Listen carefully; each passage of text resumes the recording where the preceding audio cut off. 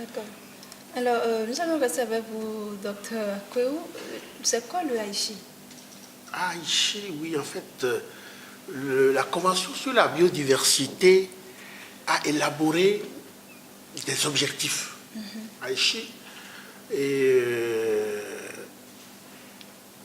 20 objectifs ont été élaborés. Les objectifs ont été élaborés, je ne vais pas les citer ici pêle-mêle, mais ce que le professeur vient de dire, ça rentre déjà dans les objectifs de Haïti.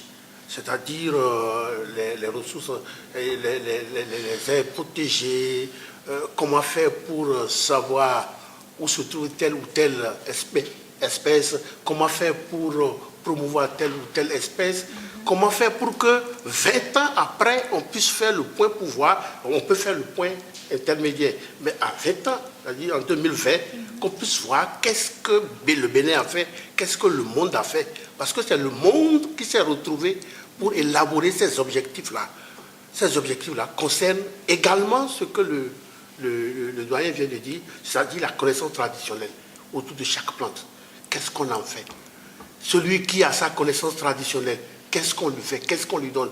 Ça s'intègre également dans ces objectifs-là. Il y a aussi la diversité au niveau des plantes. Qu'est-ce qu'on en fait? Qu'est-ce qui manque? Donc, 20 ans après, on doit revoir. Si vous ne vous fixez pas d'objectifs, vous n'avez rien à suivre. C'est un outil qui nous permet de suivre la mise en œuvre de la Convention sur le plan national comme sur le plan international. Alors, et quelles sont les actions que mène le Bénin concrètement pour l'atteinte de ces objectifs? Bon, disons que le Bénin, quand ces objectifs d'Haïti sont arrivés, le Bénin a recadré ses objectifs sur la biodiversité par rapport à ces conventions, ces objectifs politiques, stratégiques, et même les programmes et plans d'action, le Bénin a réactualisé cela pour les mettre sur les objectifs d'Haïti. Et quand vous voyez dedans, il y a par exemple la gestion des aires protégées, la gestion des zones humides, la gestion de la mer, ainsi de suite. Donc tout ça, ça rentre dans la mise en œuvre des objectifs de Haïti. Super. Alors, professeur Ganglo, je reviens à vous.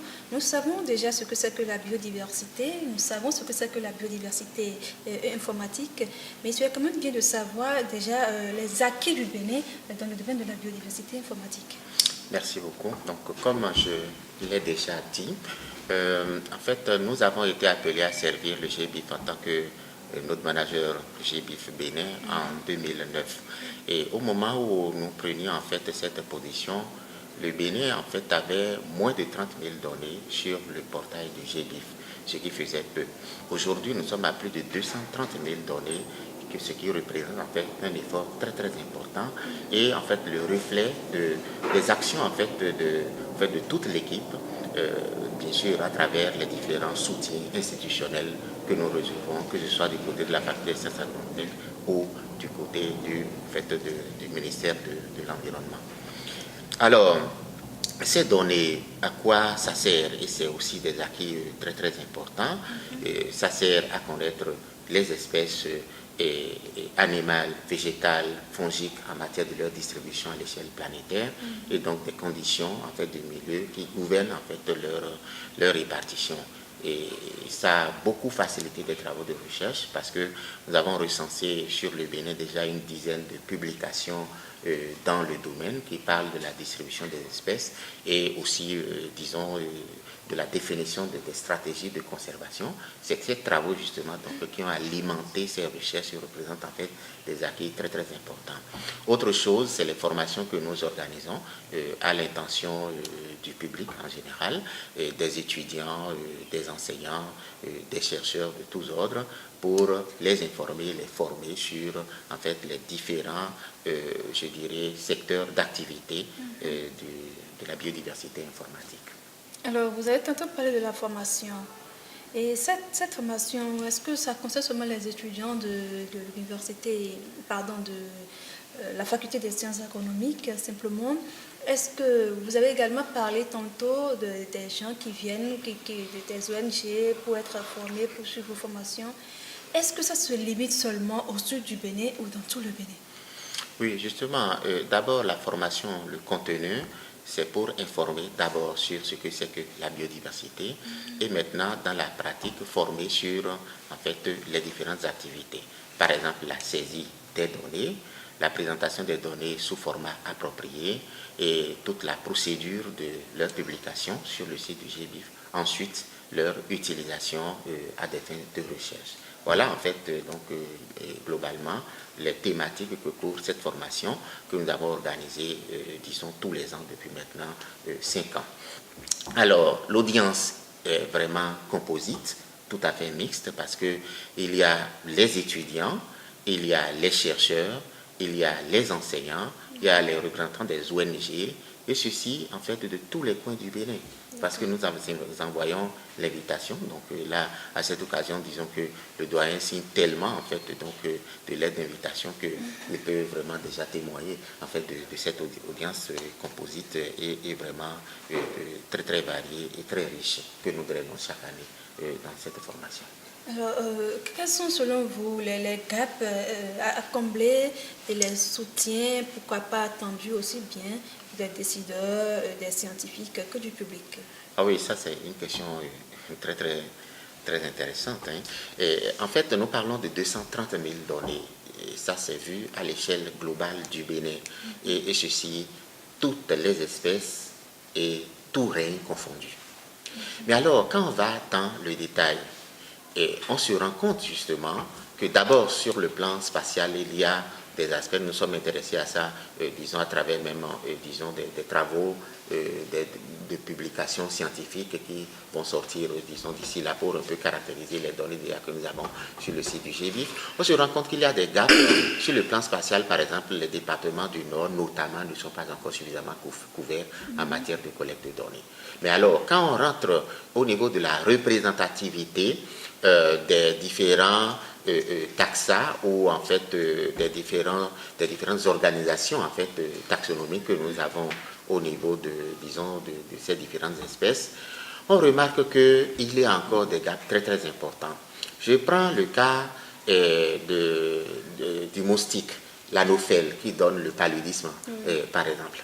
Alors, vous savez que ce moustique est un peu partout au Bénin. Ça donne du paludisme, quel que soit le coin, en fait, où on se trouve au Bénin.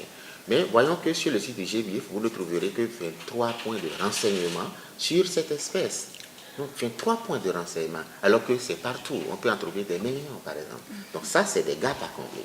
Si nous prenons le cas des plantes médicinales, donc il y a par exemple dans le genre Acalifa et dans le genre Anthocleista des espèces dont les vertus sont reconnues pour traiter le paludisme.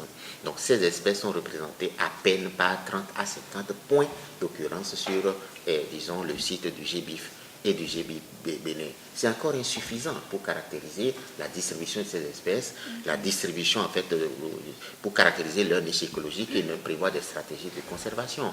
Si nous prenons des aliments de base tels que l'igname appartenant à la famille des Dioscoriacées, là à peine nous avons autour de 100 à 150 points. Disons, renseignés sur le site du GBIF.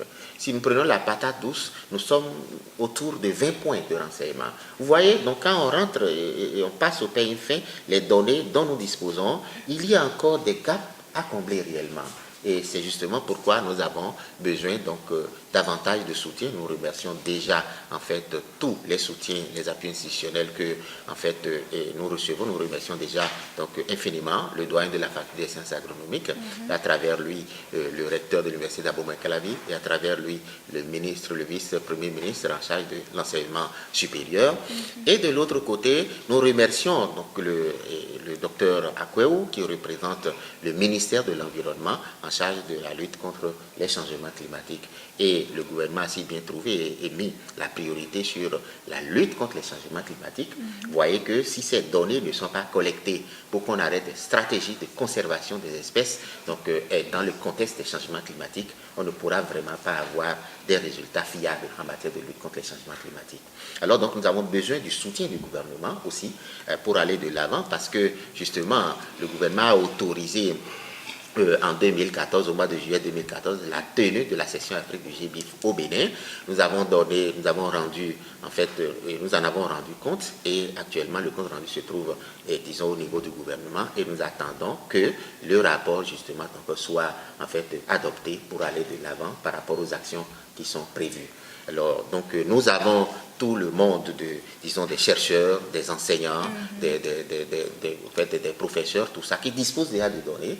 L'équipe de GBIF est prête, justement, pour les assister, pour, en fait, la saisie de ces données et leur mise sous format adéquat pour leur publication. D'accord, merci, professeur. Alors, docteur Akweu, par rapport à cette question?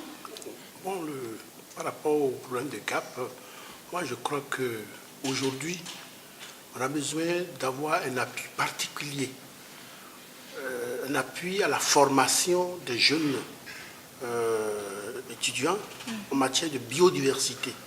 On a besoin, pourquoi pas, la création de, je ne sais pas, le doyen est là, je ne dirai pas quelque chose à sa place, mais on a besoin d'avoir des masters de biodiversité informatique pour que ça puisse porter sa valeur. Parce que c'est rare de trouver, si vous allez à Dantopa, vous tendez le micro à 100 personnes, vous n'aurez pas 50 qui vont vous parler, qui vont bien définir ce que c'est que la biodiversité. Nous avons besoin de faire comprendre à la population, de faire comprendre à tous les acteurs, parce que ce n'est pas tous les acteurs qui comprennent cela. Sans la biodiversité, l'écosystème ne fonctionne pas. Et lorsque l'écosystème ne fonctionne pas, quand on parle de changement climatique, ça se base sur l'écosystème, la forêt. Donc nous avons besoin des appuis par rapport à ça pour pouvoir sensibiliser, former et puis intégrer cela dans la formation des jeunes étudiants, des jeunes élèves pour que nous puissions parler le même langage. Si nous ne parlons pas le même langage, nous n'y arriverons pas. Alors, je suis à vous, doyen, les CAP, les soutiens à tous les niveaux. Mes collègues ont déjà dit l'essentiel. Je pense que, comme on vous l'a dit tout à l'heure, le niveau de collecte est très insuffisant par rapport à ce qu'il faudrait faire. Et comme il l'a dit également, nous avons besoin de tout citoyen capable de pouvoir collecter les données et de pouvoir les fournir, de les rendre disponibles. Et par rapport à ça, vous voyez que la question de la formation est une question fondamentale. Ce n'est pas une formation au sein des universités. C'est d'ailleurs la raison pour laquelle nous sommes en train de faire cette émission. Cela veut dire que nous devons faire un effort, c'est vrai, sur nous, et ça, nous prenons la responsabilité de continuer à faire la sensibilisation pour que tout citoyen puisse nous permettre, puisse contribuer en fait à l'acquisition des données et à leur diffusion. Je crois que pour le moment c'est le principal cas. Mais je dois dire aussi à nos autorités supérieures, l'université d'Abomey-Calavi qui fait déjà beaucoup, notre ministère, le ministère de l'enseignement supérieur et de la recherche scientifique, chaque fois que de besoin, si nous demandons leur appui pour nous aider, non seulement à être en contact permanent avec notre ministère partenaire, le ministère de l'Environnement, mais également les autres institutions de l'État, pour que tout le monde puisse contribuer. Parce que la question de la biodiversité, vous vous rendez compte, vous vous rappelez, la réunion de Paris a montré que ceux qui souffrent des changements climatiques, ce sont d'abord les pays en développement et d'abord l'Afrique.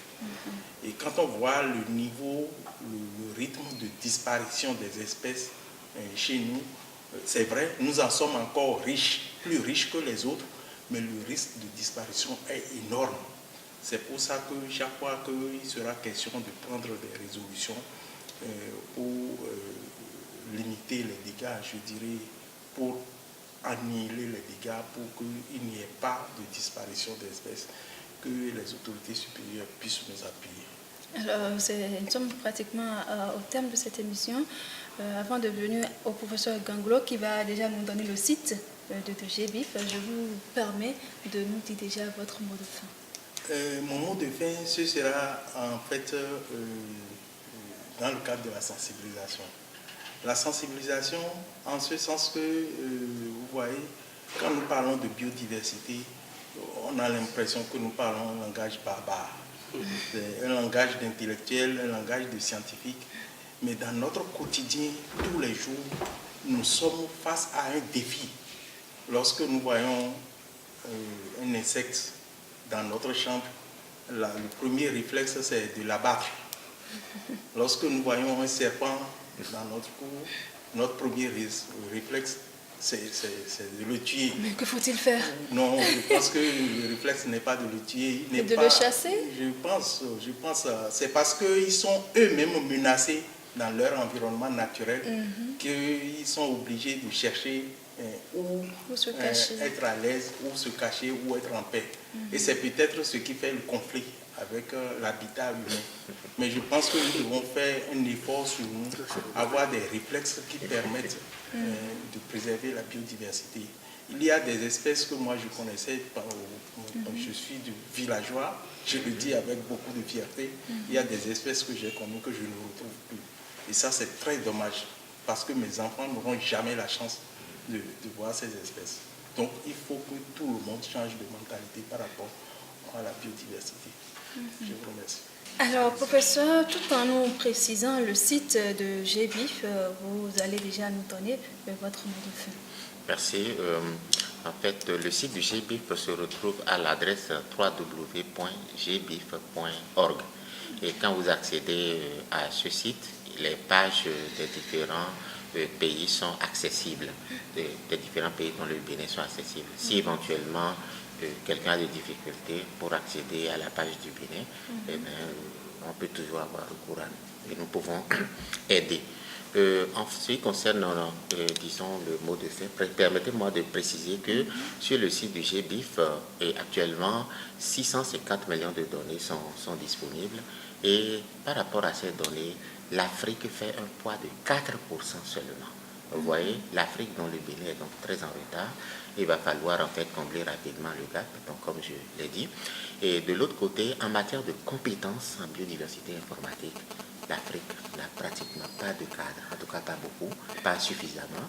Et il va falloir justement donc insister sur la formation et approfondie, niveau master, niveau doctorat, en fait, en biodiversité informatique au Bénin.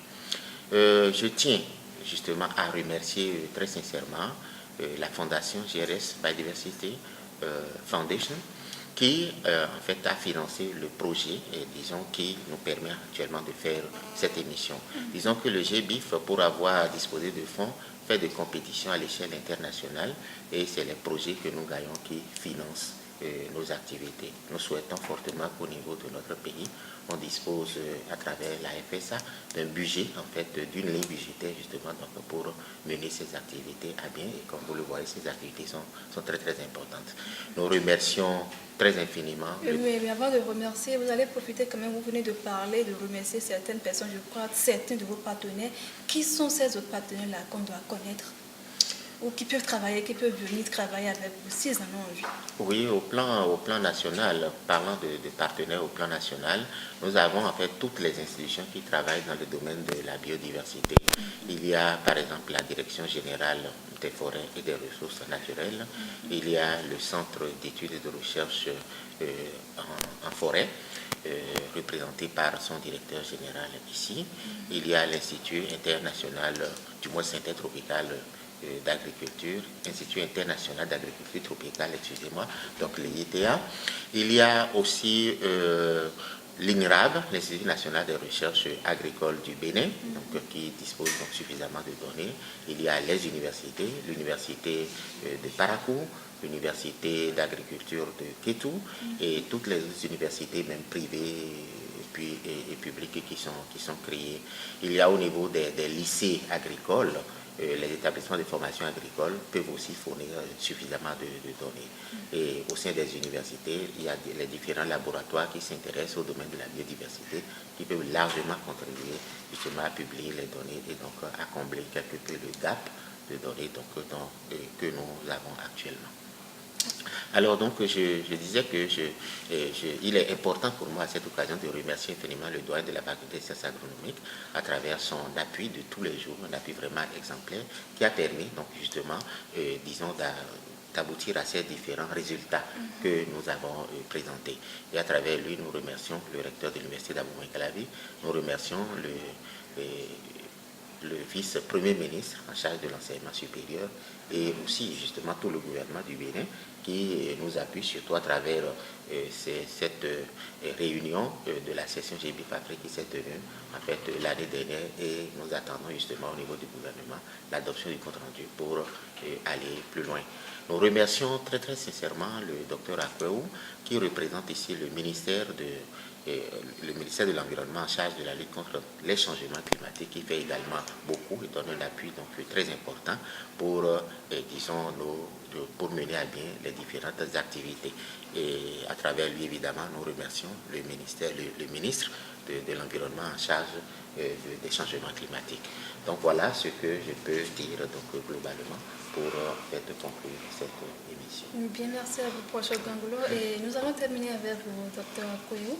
Nous savons que notre existence dépend des ressources naturelles. Et nous savons maintenant que si nous voulons vivre longtemps, si nous voulons laisser, comme l'a dit le doyen, laisser des ressources, laisser des éléments de la biodiversité à nos enfants, nous devons travailler.